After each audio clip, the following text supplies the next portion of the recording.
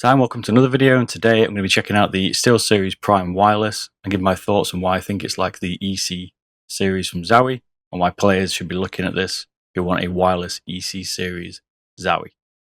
So if you're not familiar with this channel, it's going to give you the gaming statistics and data to give you the competitive edge over your rivals. I do things like latency tests, force gauge tests, and things like that to give you sort of an idea on which mice are good to use, which gamepads are good to use, things like that, and help you try and decide what's the best game peripherals for you going forward.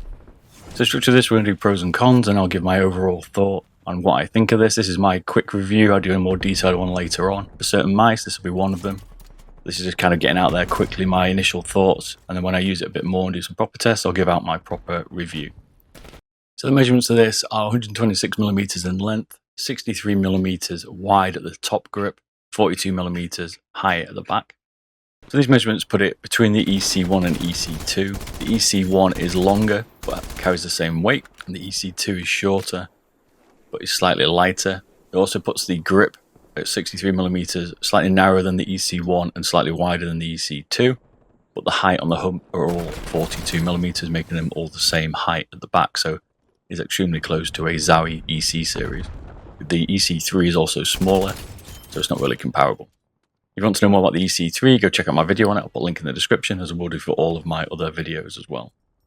So starting off here with the pros, well, this is built really well. This is built like a Zowie, even though it is a Steelseries.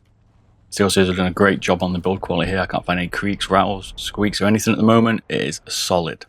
The clicks on this are also optomechanical, and normally they don't feel too great, a little bit mushy, but these are some of the best opto ones that I've come across so far. These are beating, for my opinion, the Razor ones and the Rocat ones. There's no pre-travel, but there's a little bit of post-travel, so it would be nice to tighten those up, but no problem for me. The side buttons also are really good. They're really on the switch. There's no pre or post-travel on those, and these feel great. It's got a nice thick scroll wheel with a decent rubber. Got a few little notches in the rubber, and the press for the scroll wheel is firm. It's got a little travel. It's not as firm though as something like the G Pro Wireless, for instance. Got a little bit more give in it than that. For me, this is a great shape for ergo players. Very popular, this shape. The glide on this is also good. The skates look a bit janky on it, and I thought, but overall it does feel like it glided well when I was using it on stream here. You can see in this video. This is me testing them on Friday nights under Bearded Bob Twitch.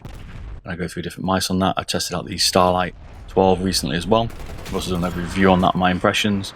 I've also done a teardown showing off some of the Malar pad problems people are having, so go check those out as well. Now this has got USB-C, which is great. I mean, what is not to love about USB-C?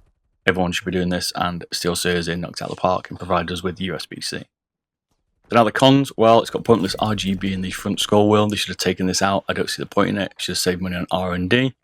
It comes in at 80 grams, which although it doesn't sound that heavy, in today's world it is getting heavy. And it should have really come in at 70 grams. That would have been my preference, or slightly lower. The encoder also feels a little rattly. It's certainly got some firm notches, but they're also close together. So I'm looking to see what it looks like when I tear this down and get a proper idea what encoder's in it. And the side switches can be a little bit narrow and small, and people who fast click certainly might miss these. Should have made them a little bit bigger. It's also quite expensive at this level. There's a lot of competition. This is 130 UK pounds. That's up with the G Pro Superlight cost, which comes in at 60 grams, 20 grams lighter, where weight is everything at the moment. The G Pro itself is 80 grams, and that comes in at about 89 UK pounds, so it's a lot cheaper. So, you know, they're at a bit of a weird price point here. The Razer Viper Ultimate is also around 90 UK pounds. And if someone released something like the Model D Wireless, which I'm sure is going to be on its way, again, that'll be even cheaper. So they're quite high up here at the price.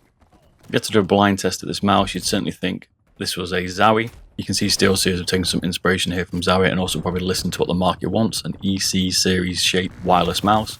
And Steelseries, in my opinion, here have answered that, even with some updated opto-mechanical switches, which is nice to see here.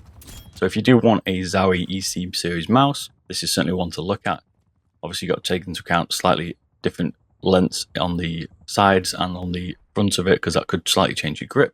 But overall, this is certainly a good mouse from Steelseries, and it's certainly something I would look at if I was looking for that kind of shape and I wanted it to be wireless. So if you enjoyed this video, don't forget to like and subscribe. Check out my other ones. I've recently done a teardown of the Final Mouse Starlight. I'm going to do also giving my first impressions on that, as well as many other videos as well, so go check them out. Catch you later. Bye bye.